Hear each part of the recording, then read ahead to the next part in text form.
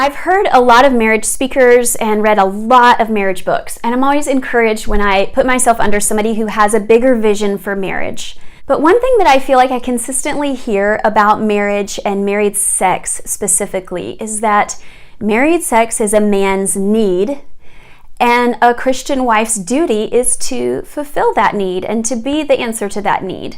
While I understand what I think people mean when they say that, I think that that misses the mark. Because that puts sex on the shoulders of one person in terms of duty and makes it heavy and makes it kind of this responsibility. And it also makes sex about the needs of a man. I think if we rewind back to the original place where sex was given as a gift to a married couple, God did not say, sex is a man's need, and Eve, you better be a good wife and fulfill it. Even in the New Testament, we see love one another, submit to one another, don't deprive one another. It's this married couple's gift together. And in the beginning, when God created marriage and married sex, it was a direct connection that brought unity that led to fruitfulness. Unity leads to fruitfulness. Unity leads to fruitfulness. All throughout the Bible, we see it beginning with Adam and Eve.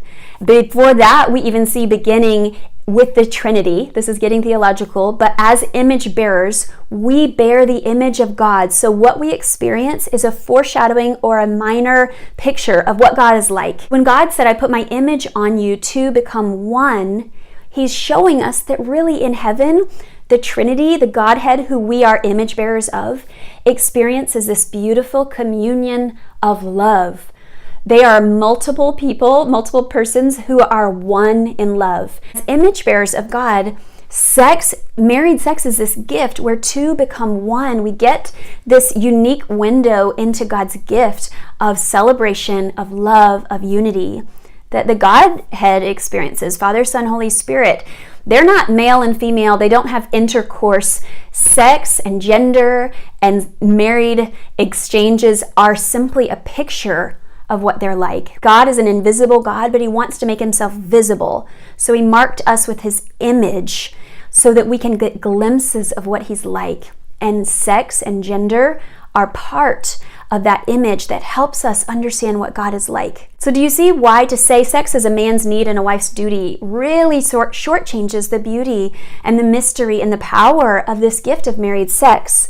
And when we take it out of that context of just being a man's need and a woman's duty, we restore some of the wonder and the power of it, and we begin to see a bigger picture that's worth fighting for. If someone just told me it's a man's need and it puts it in the place where he has the ability to abuse it, and that's why we see so much, and women have the ability to manipulate it, and it just gets this power struggle. But if we take it out of that and we see it as this divine gift that points to something bigger, and we see it as this divine gift that points us to something bigger, but also propels us into another aspect of image bearing, which is fruitfulness and abundance and growth and multiplication, we see that sex is not a man's need and a woman's duty, but sex is this powerful place of unity that, like a catapult, propels us into fruitfulness, propels us into an ability to be multipliers on the earth of God's goodness, of His gifts. Let me tell you what I mean exactly. When Wyatt and I fight for oneness,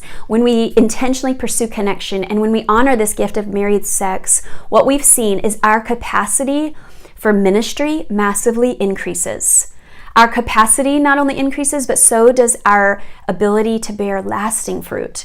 We see it, first of all, in our home. We see it as our children are blessed by the peace in our home, by the connection in our marriage. And we see it when we go to work, when I'm doing ministry, when I'm serving moms and women and speaking and writing, and when he goes to work in the financial world. We see it in our grace and ability to love others and invite them into our home.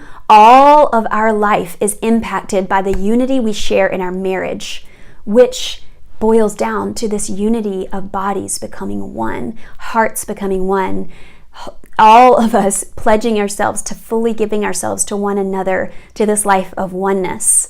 It's the ripple effect of sex. It's the head fake that God said this pleasureful gift that's amazing and wonderful is not only for your benefit, but it blesses the world around you. So let's lift our eyes to a greater, bigger, more beautiful, more wonderful vision of married sex, one that compels us, one that helps us see why married sex is powerful and good and worth waiting for, why we can see it as something worth investing in, because it's not just one person's need, or it's not just about a drive or selfishness or pleasure only. It's about a divine opportunity to see glimpses of heaven and to bring heaven to earth through our marriage covenant. It's beautiful. It's worth fighting for. It's worth contending for, because unity brings fruitfulness.